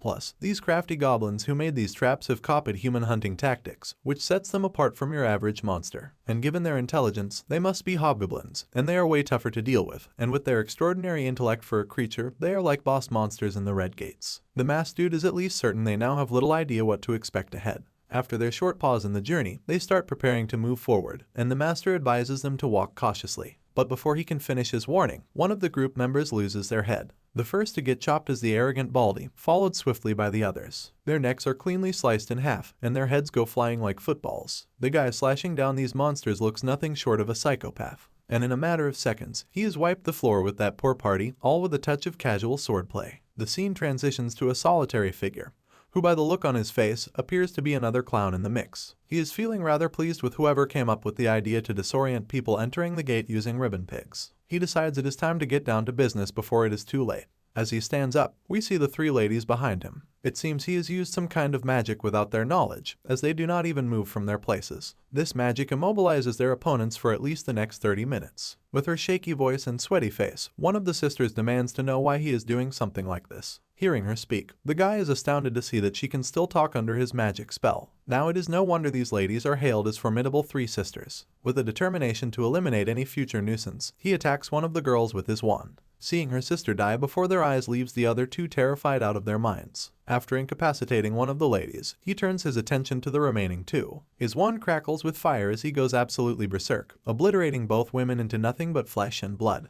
After taking down the renowned trio like measly bugs, he lets out a disappointing sigh, just wanting the comfort of home and some lazy downtime. The scene transitions back to a flashback, where we see a man with white hair, and they appear to be somewhere I don't have a clue about. This mysterious man mentions that they have been waiting quietly for this moment, hiding in the shadows, and growing in the meantime, and now it is finally time to reap the fruits of their efforts. Of course, the maniac declares he will not let his master down. The executive then presents him with a fiery phoenix feather, probably telling him to take it, a present from the same person, and he is not expecting any failures. Although we do not know who this mysterious person is who gave the executive this feather, let us hope to soon find out. As the mage strides forward after obliterating those girls, he cannot help but wonder if he went too far with them. The scene shifts to a little village, heavily guarded by wooden fences. This gathering seems to be the domain of the goblins, and from a safe distance outside the village, our hero and his servant peek around. Debo's jaw practically hangs in the air when he realizes that these seemingly ordinary goblins are as powerful as boss monsters. Among them there is also a leader, commanding the others. These monsters boast high stamina and innate strength, making them a formidable foe. Facing just one of them is a risk, and to make matters worse, they have looted items from adventurers, making them even more difficult to deal with. Hearing this, his buddy starts jabbering, pointing out that those goblins are basically an army of buffed-up adventurers, and it is mind-boggling that just the two of them are supposed to handle this whole crew. So, on a cautionary note, he advises our hero to rethink things before jumping to any conclusions. But it seems Elpom is already set on his course, and asks his servant why he wants to follow the safest route possible, just like others. To this, Debo explains it is because he had no clue about these monsters, and taking them on with just the two of them sounds downright impossible. Moments later, we see the goblins casually strolling around,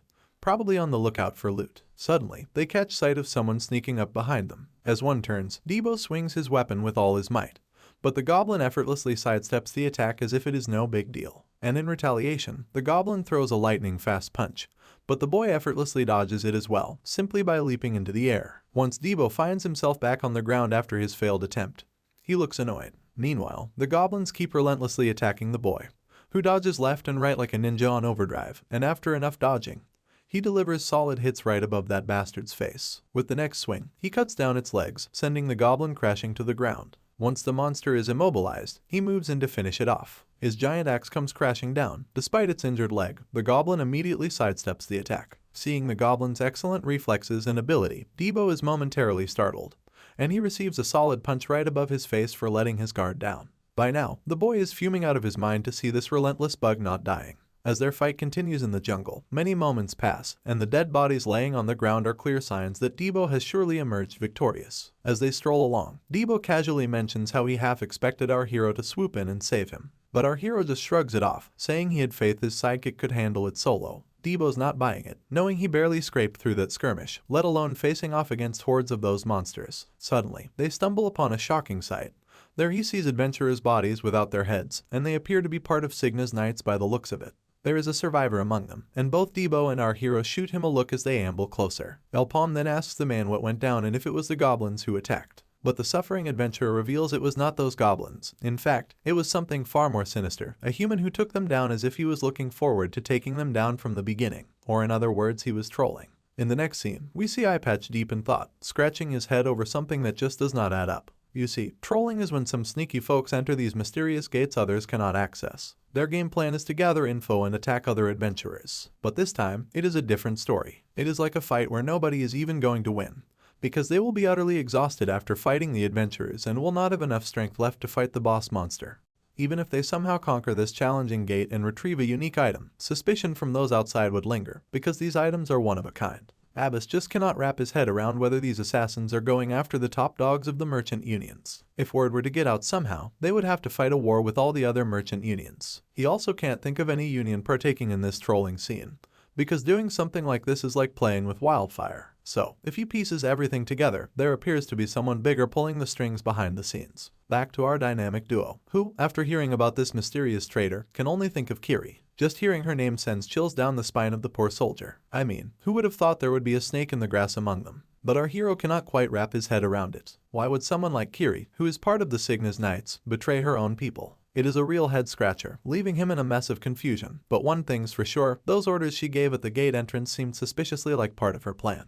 I am not really sure which specific order they are talking about either, but let us hope we get some clarity about things soon. Nothing seems to make sense to our duo, and we cannot understand what is going on either. Although it looks like they have got the wrong person, because when we saw that head-chopping sequence a while ago, she was not the one brutally snuffing out everyone's lives. In any case, while the knight is still crying for his terrible fate, the dude mentions that before finishing things here, Kiri confessed to being a follower of the Black Magician. After seeing the shocked face of Debo, I am pretty sure that these dark magicians must be a big deal. To understand them better, let me explain. About 800 years ago, some big shot dude threatened the Maple World with his army of followers. To stop him, 6 heroes stepped up to the plate.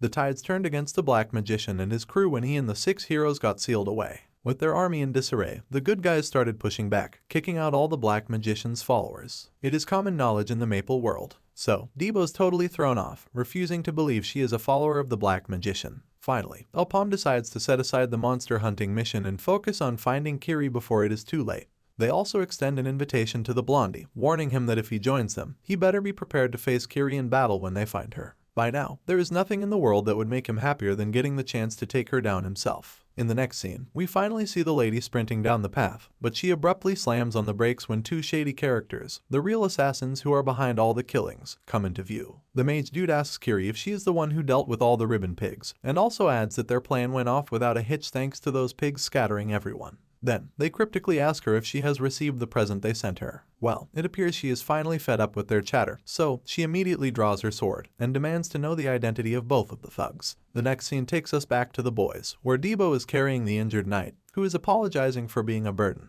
To which, the junior reassures him, saying not to worry as they will arrive soon because he believes in his master's keen sense of finding others. Upon hearing this, the knight gets really excited to meet Kiri, and even the dagger he is menacingly hiding behind his back starts to shine brightly in anticipation. Honestly, I will not be surprised if this bastard tried to pull a fast one over our junior. The next day his son arrives, and we see Kiri engaged in a fierce fight with those bastards. Meanwhile, the mage is thoroughly enjoying himself, watching her skilled swordplay, although he is not too surprised to see her in action, as it is expected of a training captain of the Cygnus Knights. Even then, the mage is pretty sure that she will not be going to last much longer. And right then, she pulls off one of her fancy moves, and her sword transforms into this golden, smoking hot blade. When that cocky dude comes charging at her, she swings her blade like it is made of paper, which leaves the guy torn to shreds with her solar slash, like slicing through butter. Even though she takes down that jerk all by herself, she looks completely wiped out. While she is gasping for air, she tells the guy to spill the fucking beans if he does not want to end up 6 feet under. Seeing her standing there all cocky really ticks off the mage, so he snaps at his minions to take her down. Sure enough, they all go charging in, but before they can even lay a finger on her, Debo steps in and slices them up like a culinary chef playing with a knife, barely breaking a sweat. The cocky mage's jaw practically hits the floor, and he is sweating profusely as he watches his crew get demolished by the junior like it is child's play. To find out how our party got there, the scene jumps back to the past where the supposedly injured guy miraculously pulls a dagger out of thin air and tries to stab the junior. Quick as lightning, our hero fires a fire arrow that obliterates the imposter's hand, leaving him writhing in pain. The poor confused Debo turns to his master, wanting to know what the heck is happening. Well, it turns out our hero knew from the beginning that this guy was up to no good, and before burning the terrified man to a crisp, Alpom gives him a piece of his mind that he sadly does not have the sweet habit of trusting people right away. And that is how our duo ended up here. Not surprisingly, this wizard does not seem too happy to see these unexpected guests crashing the party. The lady next to him informs him that our hero is from the Gaffer Merchant Union, and the fact that he is here means that their friend, that scaredy cat, has blabbed his mouth. Seems like this nutjob with a twisted back is not sweating it. Probably because he has got two tough cookies backing him up. Feeling up for a challenge, the junior steps forward, ready to take them on, while Kiri's behind him tries to be the voice of reason. But the boy has already got a plan brewing. With a cheeky grin, he tries to rattle his opponent's nerves by calling them a bunch of shit-eaters. In a flash, one of them steps forward toward our junior hero, who stands his ground with Kiri by his side. Before diving into the fight, he instructs her to handle one of them while he takes on the rest. The fight finally begins, and as soon as this blonde guy tries to strike Debo, the blondie begins struggling to dodge Debo's godly swings. Just when our junior hero starts getting cocky after gaining the upper hand over this man, a woman sneaks up from behind with her fire arrows. Although Debo barely dodges her attack, the woman still feels annoyed to see herself missing the mark. With our boy already occupied, another challenger joins the fray, effortlessly shaking Debo by his shoulder with a decisive hit. The attack is not too brutal, so this cocky fellow comes back with his fiery sword in hand, using a leap attack strategy to crash down over Debo. Seeing Debo about to take a hit while lying on the ground, the knightly lady shouts at him, telling him to get his act together. But it seems her warnings are not needed, as our junior hero has already leaped from his place, hovering right behind that bastard's head. Before giving the guy a brutal whack, he lets the lady know that he was just trying to have some fun, and with that he cuts his opponent into half with a single mighty swing. When the other goon from the party tries to attack our junior boy, Debo makes sure to save himself from the blow with his lightning reflexes, and hits back with his sword. The dude loses his balance after taking a shove from the boy, and he's left wondering how the heck this dude has the strength of an elephant. Before the guy can even react, we see the blondie come flying towards him. Just before the crash, the dude swerves off, leaving the blondie crashing into the ground all on his lonesome. Sure enough, the woman who just sent them flying backward just mocks him, asking if these goons still think they are top-tier adventurers. Of course, this black-haired guy is absolutely irked by her cheeky comment, and seeing his lackeys struggling, the mage finally decides to step in personally to take down these clowns. So, with his wand, he conjures up this fiery arrow, and while Debo is totally blown away to see this man using a fire arrow, the mage lets them know that he was just playing around before, but he's not messing around anymore. Of course, the arrow is coming straight at Debo, who is just standing there frozen in place. He is absolutely stunned once again to realize that this arrow is even faster than the ones his master uses. In the very next moment, a gigantic blast rocks the entire place, while these two goons just grin ear to ear, boasting about how their fiery arrow is not something any random Joe can pull off. They think they have got everyone under control, but they are in for a surprise when our guy finally graces the scene with his presence, and he just brushes off that formidable arrow like it is no big deal. Seeing Alpom enter the scene like a Chad, the mage's face goes pale. It seems our hero has another surprise in store for this guy. With a single hand gesture, Alpom summons a ribbon pig by baiting the monster using telekinetic magic, not just one but a whole horde of them rushing towards them.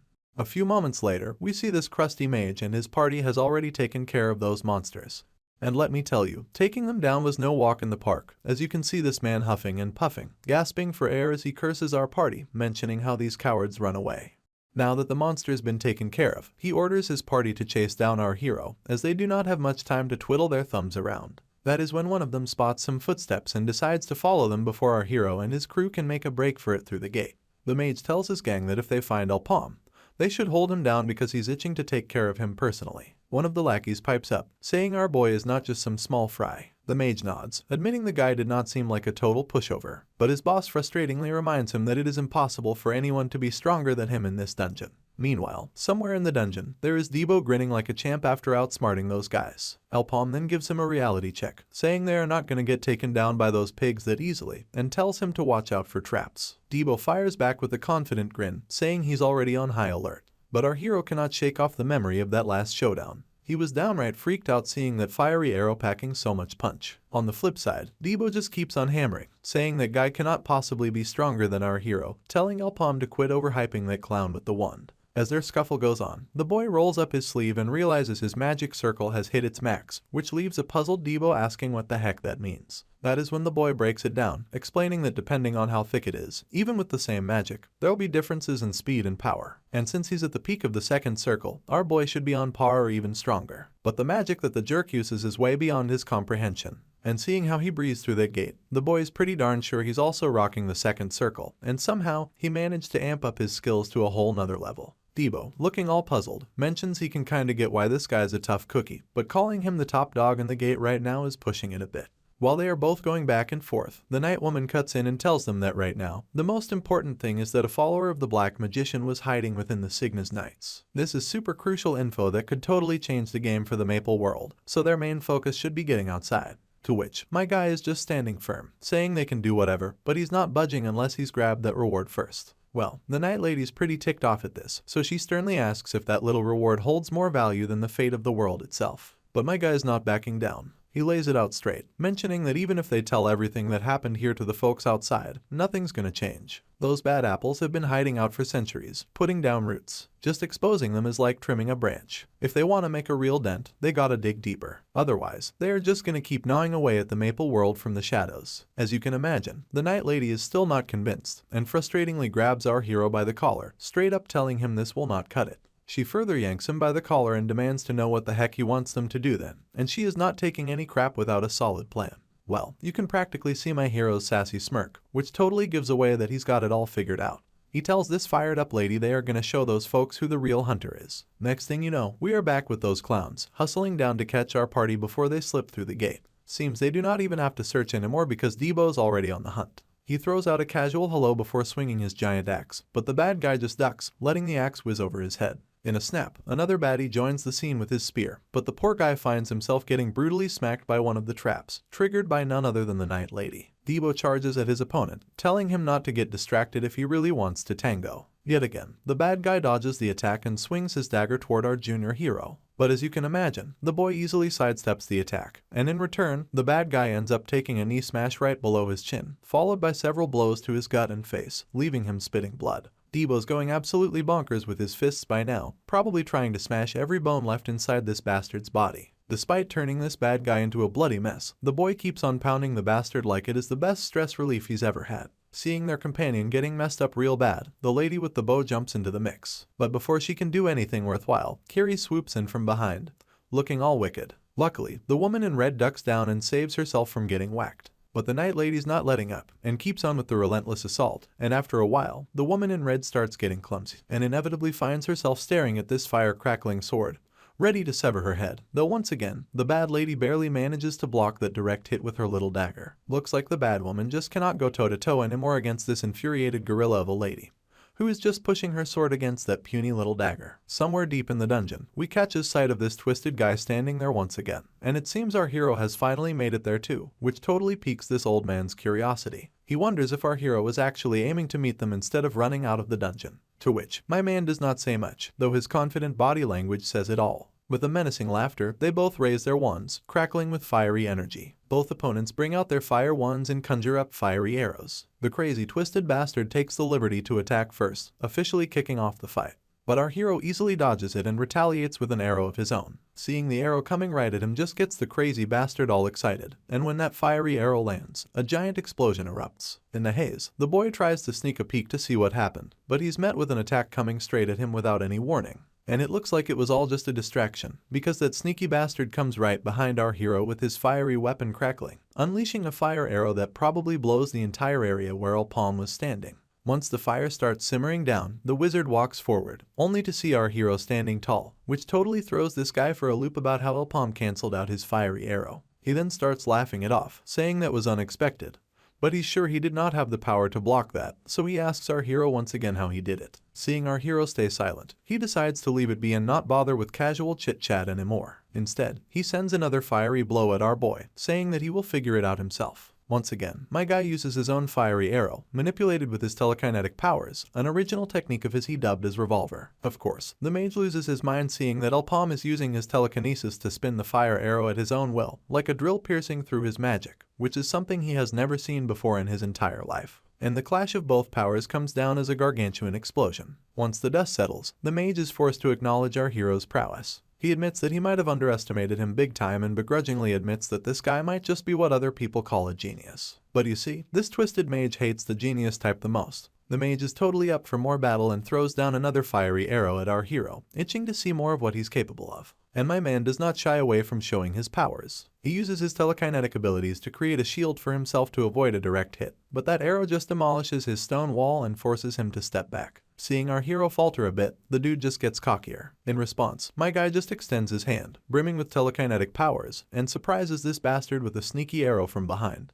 Before the mage can even gather himself, the boy introduces this piece of work with yet another barrage of fiery arrows his way. It is like those arrows are playing hopscotch around the mage, while he's doing his best dodgeball moves to avoid getting tagged. Elpom's really getting under this guy's skin now, so he fires back with his most formidable fiery arrow. To respond, our hero whips out his revolver fire magic again, and obliterates that arrow before it can reach its target. Well, that just puts a smirk on the twisted man's face. He sneaks up behind our boy, thinking Elpom must be on cooldown by now. Without wasting a moment, the mage hits the boy with this nasty poison breath move, leaving the whole area smelling like a dumpster fire. He mentions that poison breath is kinda useful but leaves one wide open while casting. So, keeping in mind that our hero is a fire and telekinesis user, he figured he could seal his attacks if he could force his fire arrow to be on cooldown. And now our hero will not be able to do anything for about 30 minutes, leaving him vulnerable and wide open for this bastard. Since the mage's own fire arrow is cooling down, he decides to use his dagger instead and eagerly starts stepping toward our hero. He gets totally pumped, thinking about what our hero's face of despair will look like, and just by imagining our hero's face of despair is turning this guy on. Well, I guess nothing of that sort is going to happen since our hero is ready to blow this guy off with a single punch. And blow it does. My guy just smashes the overly confident motherfucker's smug face like he's trying to squash a watermelon. And this single attack leaves the bastard's eyes popping out of his eye sockets, leaving him tumbling backward and crashing to the ground. The next scene cuts to a flashback, where we find Pirate Jack interrogating Debo about how they overcame the poison from that crazy mushroom monster. He even tries bribing Debo, offering to pay for his drinks if he spills the juicy deets. Upon hearing this, the not-so-sober Debo just laughs it off, pointing out that even if he did spill the details, nobody could actually pull off what our hero did. You see, our hero used some kind of skill known as room where he used telekinesis to suck and trap the air. And just when it seemed like they were done for, he sucked up all the poison in that large area, which was nothing special to him, and goes as far as to call him a cheat character. Back in the present moment, my guy is pounding the crap out of that bastard, who has lost several teeth by now. And before he can say anything, Elpom delivers another brutal whack right below this bastard's chin, shutting his trap for good. After that, he unleashes a barrage of punches right into the man's belly, and with one final push, he sends that sucker crashing into the tree behind him. To finish him off completely, the boy pulls out his wand and prepares to unleash a fiery arrow. With a final pull of the trigger, that arrow obliterates the bastard hand into pieces. While taking his final breaths before our hero finishes off him completely, he tries to use all of the poison as a last-ditch effort. But my guy just uses his same room technique to trap all of the hazardous mana into the empty space. Looks like this sorry excuse for a villain has not kicked the bucket yet, and Elpom is pretty sure he's gonna try grabbing that wand again. So, he's all set to obliterate the bastard if he dares to do so. But little does our hero know, there is a massive fiery attack coming from behind. And that single attack takes our hero down easily. The bastard who sent the giant fiery mess seems to be standing still, even after getting his hand torn apart. He is going absolutely nuts, cursing our hero while unleashing his fiery power, lighting up the entire area. The fire attack is so intense that it even blows away the ground beneath our hero, leaving him coughing up a ton of blood. Looks like he let his guard down, which landed him in this sorry state. He never expected this mage to have a flame orb up his sleeve, and as the last pool of fire heads towards our hero, he curses himself, feeling like he's lost his edge. And then, a giant explosion rocks the entire area, catching even Debo off guard. He finally stops pounding his enemy, and looks back towards the explosion with concern shimmering in his eyes. On the other hand, the night woman just severs one of the man's head clean, leaving it rolling down on ground. Once she is done with her job, she turns to Debo, tells him to get his act together, while also asking if his opponent is proving to be too much for him to handle. Hearing this, Debo gets annoyed, since he was already about to do just that, and she does not have to tell him what he should be doing. But before our junior hero can do anything, someone else already takes out his opponent with an arrow. And when he shockingly looks around, he sees goblins marching down toward them, armed to the teeth. Debo was already wondering why these guys had not made their move yet. Now I guess he does not have to wait anymore. The knight tells the boy to keep his focus this time as they are about to finish off these critters instantly. In response, Debo tells her they are not going to be easy to take down, so she better not look down on them. It appears there is also someone in the mix, and when the scene zooms out we see this giant goblin, probably their king. Before we can get a glimpse of more action from that king, the scene cuts back to our hero, where everything is engulfed in this thick blanket of fire. Looks like the mage has finally hit his limit, blood gushing from his nose and mouth, and he's puking all over the place unwillingly. And once again, he reluctantly admits that our hero might not be half bad to have pushed him this far. Now, he really wants to ask our hero's name before they finish their fight.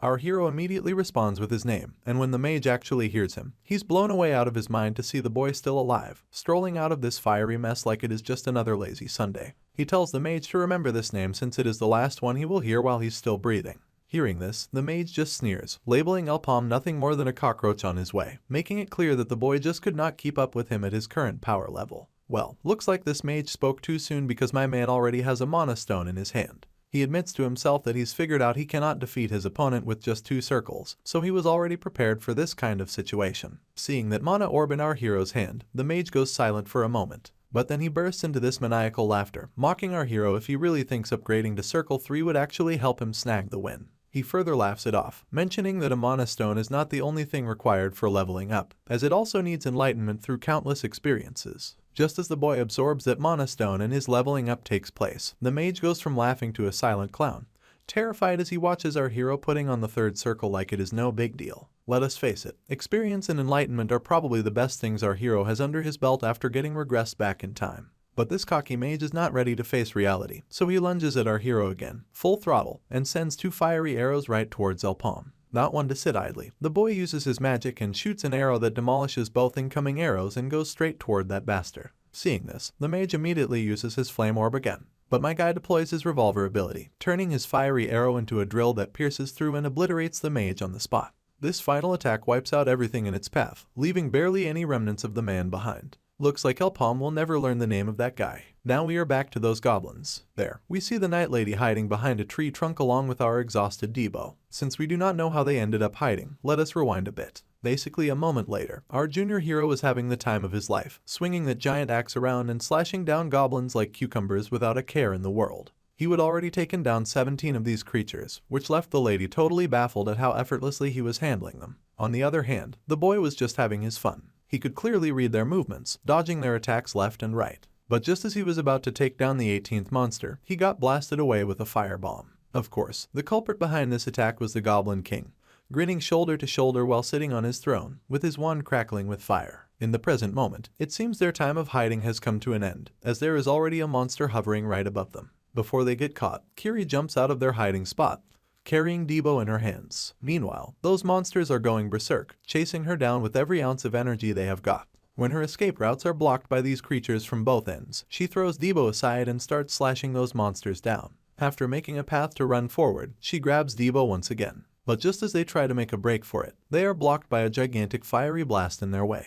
And the one who just tried to blast them away appears to be thoroughly enjoying himself, toying around with those pesky humans. He proceeds to send yet another fiery ball, which starts to chase down the duo. In the very next moment, the fire catches up to them, and a gigantic explosion rocks the entire area, while the monster is still laughing his ass off. Looks like his laughter would finally be put to rest for good, as we can clearly see the silhouette of our junior hero back in action from his unconscious state, standing amidst the settling haze. Without uttering a single word, he takes off from his place. Meanwhile, from the other end, the monsters also start rushing toward him, but they soon find their heads and limbs getting chopped off like veggies. Another formidable overgrown goblin tries to take the boy down, and with a single swing of his axe, the clash produces a gigantic explosion that sends shockwaves throughout the area, leaving Lady Night Kiri totally blown away. In the following moment, Debo hovers right above that king's head and comes crashing down with a fiery glint in his eyes, leaving the lady totally out of the loop, wondering if this man is actually rocking one circle on his wrist. Once Debo's axe is mere inches away from this bastard, the king tries to burn the boy to a crisp, flinging him backward along with his axe. It appears that the Goblin King did not get away without having his jaw totally torn off, and he looks infuriated after having 1/3 of his face blown away. So in a fit of frustration, he sends a gigantic fiery ball, which immediately gets immobilized by another fire arrow driven by the same familiar telekinetic powers. Of course, our hero has come back into the action, landing on perfect timing just as things started to heat up.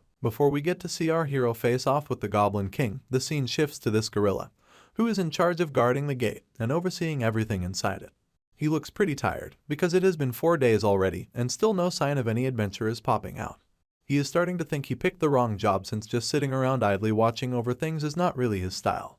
Suddenly, he spots his crew member rushing towards the adventurers who have just emerged from the gate. Just as they step out, the gate starts to crumble and collapses into nothing but broken roots. As the senior rushes to the gate, the junior quickly reports that some of the adventurers have finally returned, and they look like they need urgent medical attention. When the big muscular guy looks down, we see our duo completely burnt and bruised, including that night lady. In the next moment, our hero jolts awake, with his eyes snapping open.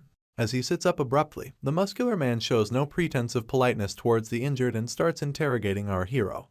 He demands honest answers about why only the 3 Garfer merchants survived out of everyone who entered, eager to know what exactly happened inside.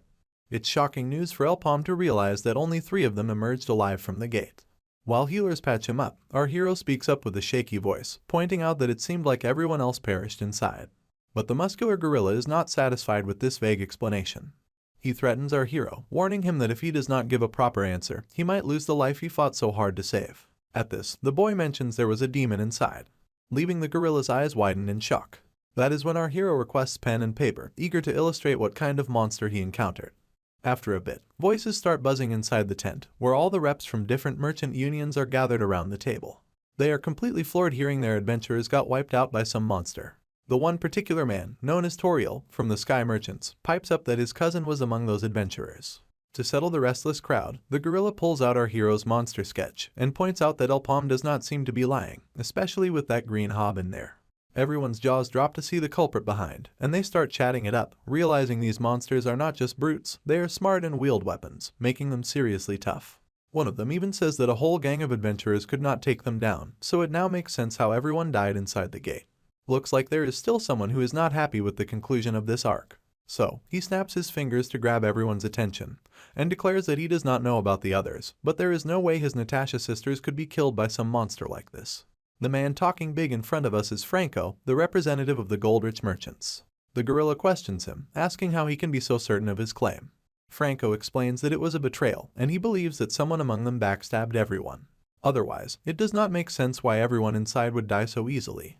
Everyone then starts talking about investigating the case further to figure out if it was planned or not, especially because they find it suspicious that all 3 survivors belong to the same group.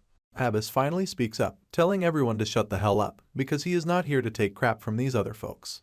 He dislikes the idea that they are hinting the Garfer Union is behind the betrayal. Proudly, he points out our hero survived because he awakened his 3rd circle inside the gate, and that is all there is to it. Of course, this remark pisses off the big mustache, who annoyingly asks if the Garfer Union is underestimating the power of the Natasha sisters. He further laughs at the Garfer Merchant Union, pointing out that if they were truly strong, they would not have been crawling at the bottom of the rankings for the past 20 years. Abbas replies with his own sass, noting that they are just newcomers in the game and they will hopefully be climbing the ranks quicker than anyone expects. He tells the big mustache to keep those high-ranking seats warm until they do not arrive there. It seems the gorilla is not enjoying their heated banter. Once the tension settles a bit, Franco asks Abbas if he can prove his innocence regarding the assassination of the adventurers inside. With a cocky grin and a smug expression, Abbas informs them that they did not bring out any items from the gate, so they had no motive to kill anyone. Once our hero's party had been interrogated and their major injuries tended to, they were given permission to leave. As they stride out, one of the guys questions if it is really okay to let them walk away like this. Lonko assures him they have already reached their conclusions, so there is no need to stress anymore. Somewhere along their path, our party stumbles upon a slime sneaking out. It seems our party already knows about this little critter, but to understand better, let us rewind time a bit. While the entire place was blazed with fire after our party defeated the followers of the Dark Magician and handled the goblins and their king, our hero devised a plan. He decided to intentionally inflict wounds on each other and left all the relics and items of the dungeon behind. But there was one particular item he did not want to leave behind, which was this phoenix's feather. This feather was incredibly powerful, and just holding it could increase a magic user's output by 30%. Unlike other items that do not stack, this feather could stack its effects. The reason the adventurers met their demise here was precisely because of this phoenix feather, which gave their enemies a much-needed power boost, and Elpom seems really interested to have this for himself. However, the lady reminds him that if they take any items out that were not registered before entering, they will be suspected of trolling. So, she advises him not to be greedy, as he already knows the consequences. That is when our hero hints about the snail down on the ground. You see, unlike your typical snail monster, this critter does not have any offensive powers. Instead, this little fella has a keen sense for finding and collecting items. And the more loot it gathers, the bigger its shell gets. This creature was discovered after the gate opened in our hero's previous life. As he holds the snail close, this little guy starts digging around in its shell and pulls out those fiery phoenix feathers. The Night Lady is naturally puzzled to see our hero pulling out items without getting caught. She asks how he knew about this snail, but our hero plays it cool, saying he figured it was worth a shot rather than coming out empty-handed. Continuing the conversation, the armored lady asks what he plans to do about